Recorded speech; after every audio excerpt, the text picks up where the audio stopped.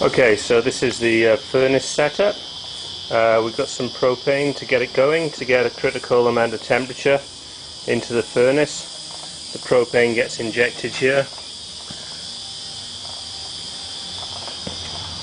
into this little pipe and down into the airstream. The big pipe behind it is for the oil, which will power the furnace once it gets warmed up. We need to get it warmed up because we need to vaporize the oil with the air mixture, and the oil just goes up to an oil tank. It's used engine oil, nice and cheap, nice and free. And there's a tap here and a sort of spyglass sort of effort to make the oil control as fine as possible. Here we have the air. This is a powerful fan.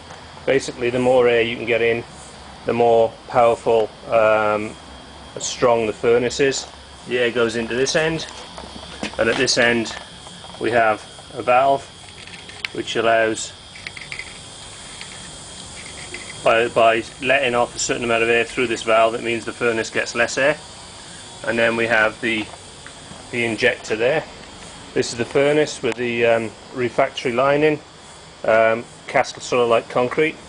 It's got a fireproof seal around the top, as you can see, and you'll notice how sort of clean it is in the inside. Basically, although it's sooty on the outside, when the temperature gets up to normal temperatures, all of this soot is vaporized, presumably into carbon dioxide, and you end up with a very clean sort of furnace.